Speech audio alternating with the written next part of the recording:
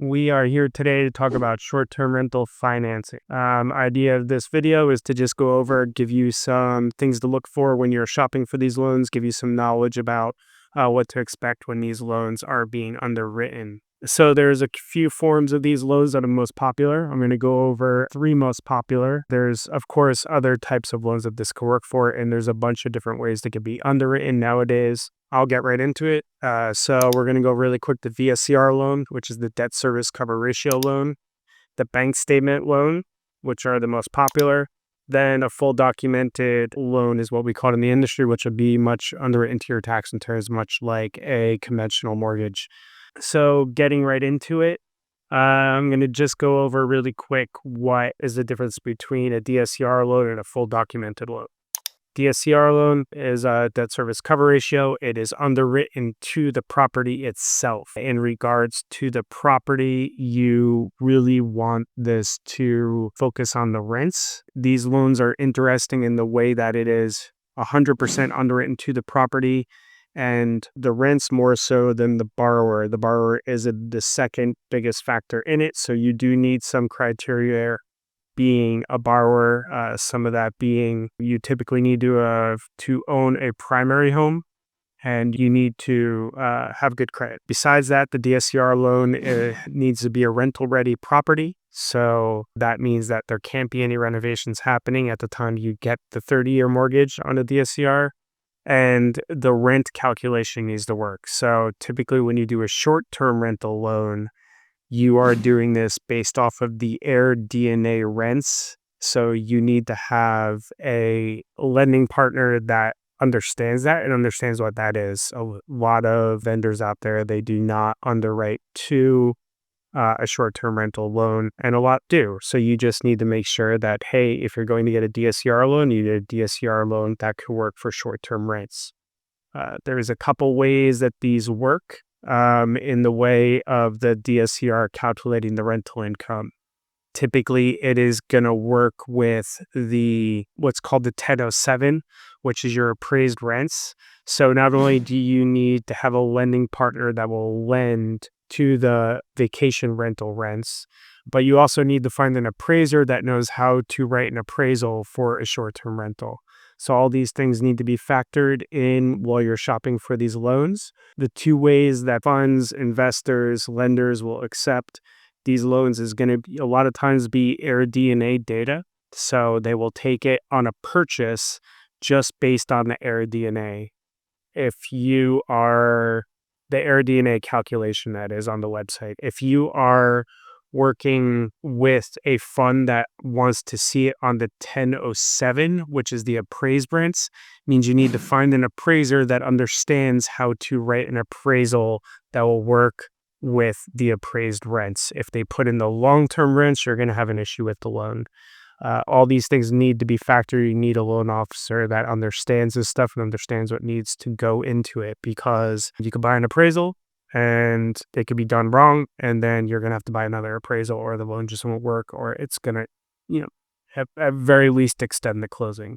So knowing this stuff is all very important. Other things to factor on short-term rental loans. So they are location-specific loans. So if you were trying to get a short-term rental loan and it is out in the middle of nowhere and it is flagged as a rural location, it's going to be a harder loan to get done. It's going to be more expensive. The other things to factor into the loan are comparables. If you have a short-term rental loan and there's no comps that anybody could find, AirDNA can't report it. And if it's a funky property, maybe has an ADU where there's an area with no other ADUs, this could be an issue. You need to pre-flight this with underwriting and make sure that this could work for your loan. Typically, if it is not in an area that has a lot of short-term rentals, the issue that could come up is that you may get somebody, in my case, if I were to be doing the loan, I may have to place it with somebody who will take things that are a little bit square peg in the round hole type of loans, which will typically come at a slightly higher cost. So, it's really important to understand that when you do these loans, you really need to do a lot of upfront work to see what works best for your situation. A little bit more to go over about DSCR loans. Loan to value requirements. So they typically, I find that the best bang for your buck is going to be a 75% LTV. And in today's higher interest markets, where people are looking to get out of the loan like a little bit sooner, if interest rates go down, usually if it's 75% of value with a 3-year prepayment penalty, all DSCR loans are going to have prepayment penalties. The other next tick up, be a 5-year prepayment penalty. It's usually between an eighth and a quarter of a point difference in cost.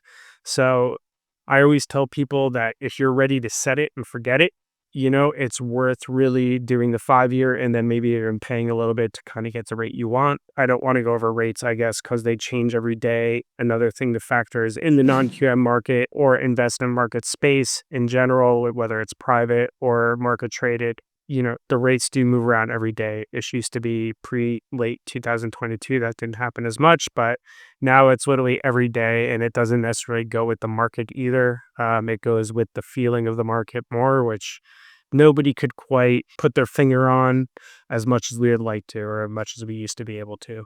If you go with like a private bank loan, I want to talk a little bit about ratio. So it's a very important thing because you may get a really good rate. If you go with like a private bank loan, somebody who would be willing to do it at your local credit union. But typically those private banks are going to want to see like a 1.2 to 1.25 or more debt service cover ratio. Most of the loans that I end up doing are 1-to-1 debt service cover ratio. And that's kind of where the market could be aggressive. You may get slightly better terms if you go to 1.25, but that just translates to, typically nowadays, translates to equity that you have into the property. So if you have a lower LTV, we could go and get you something quite a bit better interest, like maybe say 3/4 of a point to a point. But if you're going 1-to-1, which most people are in today's world, what you're really doing is that translates to the 1-to-1 is your PITI, your principal, interest, taxes, and insurance is equal to the rents coming in. And that is verified typically with the appraisal. Unless you have a year of rents, then we could use the rents. The other option would be, 1 to 1.25, which is essentially it's cash flowing 25% if it's 1 to 1.25. If it's 125% to 100. Short-term rental seasoning. So seasoning, there's a lot of reference to seasoning. This specifically, I'm going to go over a few of them. So there is deed seasoning. It means that you can't buy the property, quickly flip it, and then refinance it. Personally, I could do these things with no deed seasoning, but it's going to cost a little bit more on the rate. Usually it's a little bit better to wait. There is LLC seasoning, meaning that you need to be in an LLC if you're doing this as a business purpose loan. There is purchase seasoning. This means that if you purchase it, you may need to wait a certain amount of time. All this is with different lending partners. If you're working with a broker like myself, we have a lot of different ways that we could place these and a lot of different partners that we work with. So you could always reach out and just know that, hey, if you haven't owned it for a long time or you're moving your LLC around in your new LLC, which really the LLC stuff is pretty easy to get by, but still a question to ask. Going into LTR versus STR. Very best pricing is going to be a long-term rental in an area with a bunch of comps and typically a metro area. So if you take like a San Francisco or LA or where I'm in Portland, Oregon, if you have a house on a 5,000 square foot lot where all the other houses are 5,000 square feet and they're all Craftsman style homes, you're going to get a really, really good rate. That's going to be like your best rate. Typically, as it goes to short-term rentals, you'll get a slight ding in pricing. If you have a condo, it's another little ding. If you want cash out versus no cash out will be a little bit more expensive. So just know that these type of loans are often very specific to the scenario. And if somebody's going around shopping saying, hey, rates are this blanket cost, that's very much could be the case if you're in a metro area and everything comes in right across the board, just like everything should be. But often if you're in a more of a vacation rental market, which if you're buying short-term rental loans, you're going to be there, they may look at things a little bit differently. So just know that and know to ask it and factor it into like as you see your pricing. Then moving on, we have the bank statement loan. This is another good option. How they typically work is the banks understand that businesses write off a lot for taxes. So understanding this, a typical bank statement loan will take in just your deposits and give you a factor of how much you could use of those deposits. So a typical scenario would be we could use 50% of all of your deposits for the last trailing 12, T12, 12 months. So we would collect your bank statements, we would analyze it, and use that calculation as your DTI. So if you're having the business that has heavy deposits, and then you have a lot that goes into it, we could look at it, see if a DSCR loan works for you. I'm sorry, bank statement loan. They're popular in the way of they don't need a debt service cover ratio calculation. So these often work if somebody has a lot of income. They don't really want to worry about the debt service cover calculation, or if they're willing to take a slight loss for a little bit, if maybe you're underwriting the loan a little bit differently to make it work. This happens a lot in like a midterm rental situation where a bank statement loan could be good because your rents are going to be higher, but a typical long-term rental calculation may not work.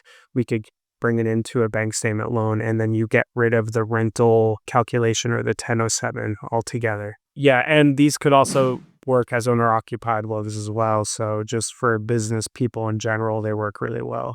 And then actually the rates are slightly better usually than a DSCR loan. They fluctuate a little bit, but usually they're about a hair better because there is actually an income calculation where a DSCR loan is a no income calculation. It's 100% based on the rents. Moving on, we have some lesser popular loans. The P&L loan is a good one. They're often more in the stated income category. They really need if you have a CPA that has done your taxes is going to be the best way to use this loan. And then really they just send a simple P&L in that they sign on, and we could use that. We could usually use up to 100% of the income based on it. Usually there's 70% or whatever they want, but the more verification your CPA or certified accountant will give you, be able to sign off on, the easier these loans are to get done. The beautiful thing about them is they are stated income, so it really is getting verified by your CPA. As long as they can verify it, everything else goes. We don't need any other income calculation from you. Financing in general. So in the world of short-term rental financing, there's a lot of ways that we as brokers look at things.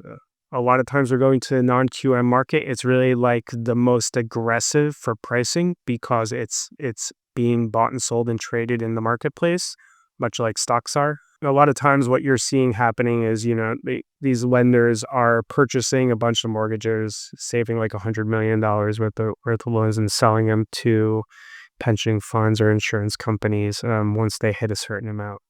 So, we have a couple options that we could go to with these. The non-QM is most popular, and the private fund would be the second. And then a lot of people confuse private funds with a private loan. A private loan in this space to get a 30-year mortgage is pretty hard. Private loan is usually, somebody you're having the loan from, Gary down the street, who has some extra money. Usually those guys aren't wanting to do something with a 30-year amortization schedule on it. Private, when I think of a private fund, it really is, they could go more outside of the guidelines, where non-QM really just goes traditionally to the non-QM guidelines. And there's some certain ticks on that we have to factor that go into it. Ultimately, when it's private, whether it be a private bank or a private fund, private loan company, whatever you want to call it, they could usually get more aggressive in certain areas to make it better. And they're usually more of like a Main Street type of lender where it would be localized to like a certain marketplace. They may do a state or two, or they may do a metro area to a metro area.